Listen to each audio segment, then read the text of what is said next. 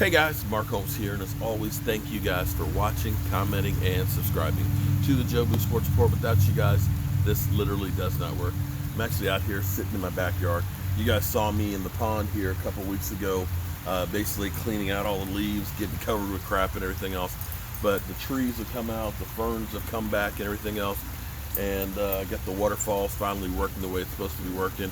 Now I just got to get some more fish to go in here because I had the meltdown and lost all my koi. But it's all good.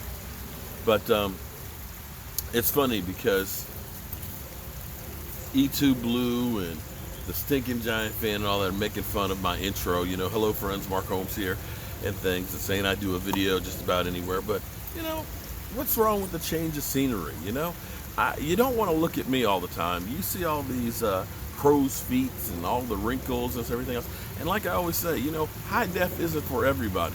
Some people be better to be in low def, and I think I'm one of those people because you don't want to get too close to all this. But it's all good because it's like family. They are really my family, extended family out there, as well as all of you guys. And that's how I feel about our Dallas Cowboys right now.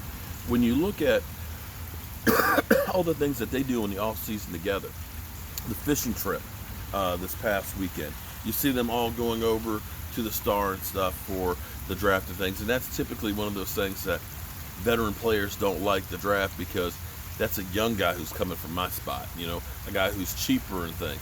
So you don't always get that support from the veterans and things. But it's not that way with these Dallas Cowboys.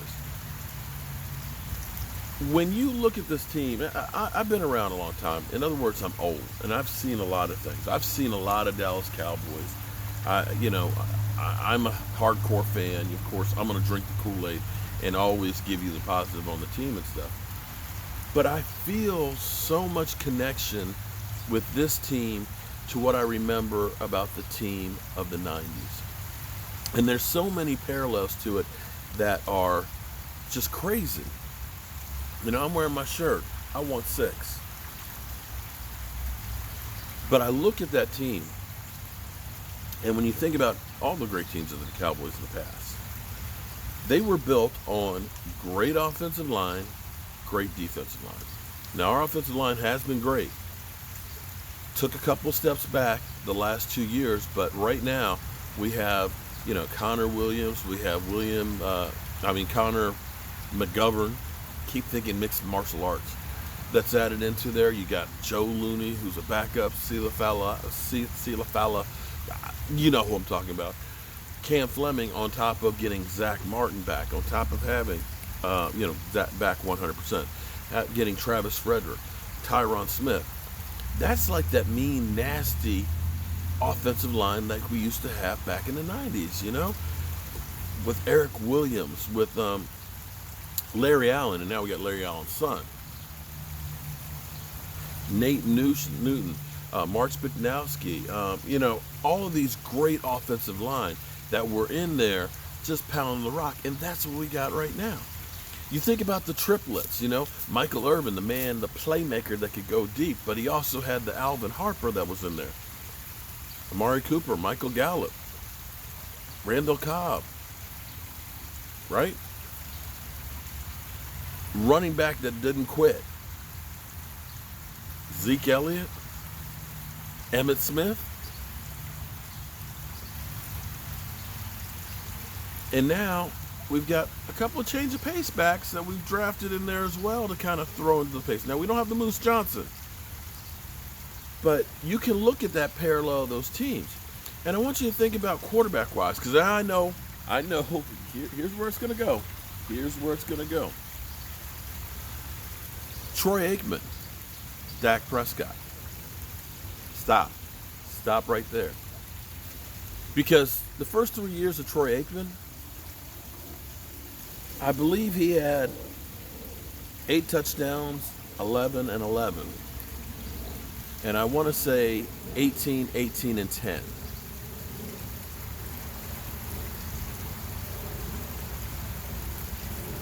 He was fighting it out with Steve Walsh and other guys, and he wasn't exactly the quarterback that they really wanted, but they were the one that they had. Now, they gave up a number 1 for him, I'll give you that.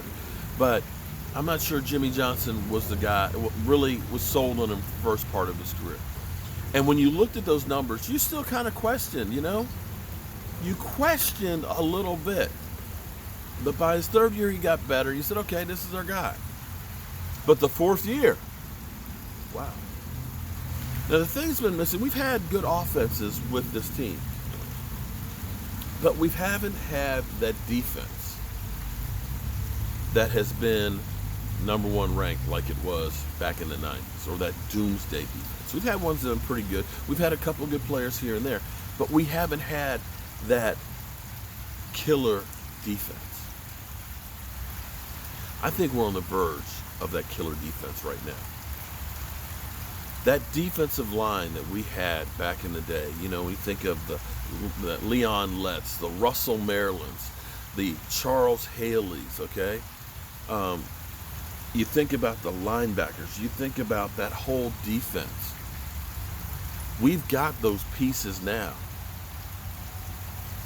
You got a dynamic pass rush right now. I mean, Robert Quinn added with DeMarcus Lawrence, Antoine Woods, Malik Collins, and now you got Tristan added to that, who's just like, his pants are on fire when he rushes, that this guy is just like, greased lightning, and he's big, and he's mean, and he's got an attitude, and this guy is just ready to just kill quarterbacks. He's like a raging bull. And you add to that some other young pups that, they don't have the pedigree, but we got that coach and Rod Marnelli, who just takes those guys and just makes them kind of beasts. And I think that we're looking at a defensive line that could be like what we had back in the 90s. These linebackers.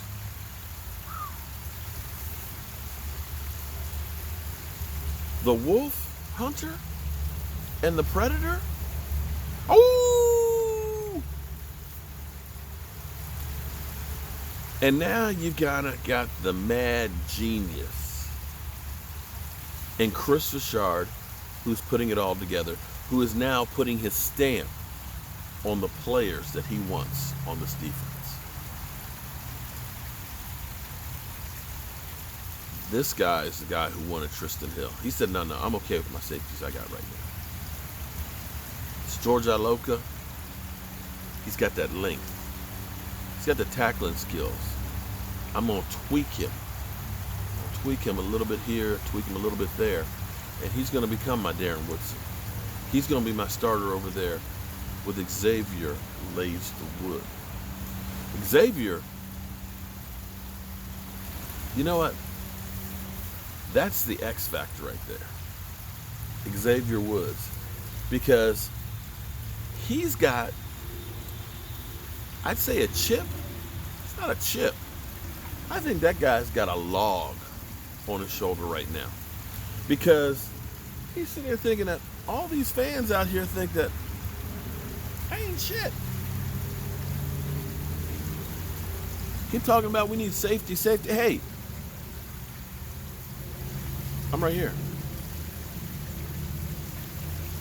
I only have 1 year of starting behind me now.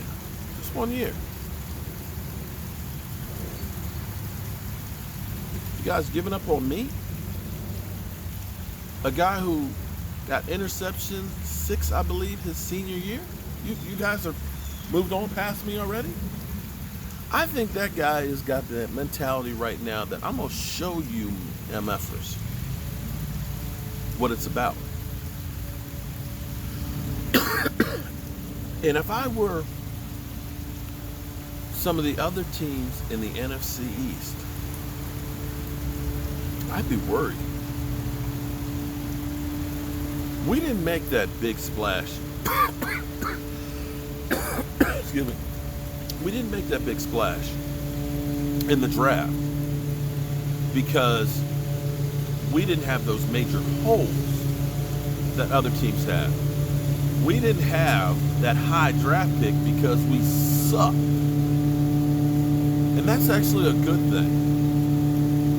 top to bottom, we got more talent than anybody else in our division. And we will release guys that will become starters on other teams. That's how good this roster is. And when I look at the team of the 90s versus this one right now, it's the same thing. Basically, in the 80s, our team got old. Our coach, time had passed him by, and we had to hit rock bottom to affect change. And 2015 was the rock bottom of the old Dallas Cowboys. That was the beginning of the end of Tony Romo. It was the beginning of the end of Des Bryant. You know, we'd already moved on from DeMarcus Ware and Jason Hatcher and those guys. But now we have been infused with a whole new group of young guys that are here now, that are family, that's us against the world, that are growing and getting better, getting experience, and are ready to explode. They're young. 5th youngest team in the NFL. But they've got a hell of a lot of experience. We'll definitely be talking about this more tonight. And tonight we're also doing the drawing for the Dak Prescott shirt. Everybody who did the super chats and stuff during the draft, this is a draft special drawing that we'll do tonight. So any more super chats that we get tonight for our draft recap, we'll be doing that. And as you see in my man cave, I got a lot of shit. And my wife's always saying, you got too much shit. So we're going to be giving away more stuff on there so we can move some more stuff in and just kind of keep it going and keep spreading the mojo. But thank you guys, as always, for all the support and everything else. And God, I love being out here. This is my time of year, with the exception of fall when football's here. But this weather's just perfect. I'll see you guys soon. Well, take a peek. Look at that. Shouldn't it be on a postcard or something? Waterfall. Now, if I can just get the grass to grow around here. Anybody got some tips on helping me get the grass to grow? Help a brother out. I've been trying to get it to grow for years. Just can't get it to grow. Just won't grow.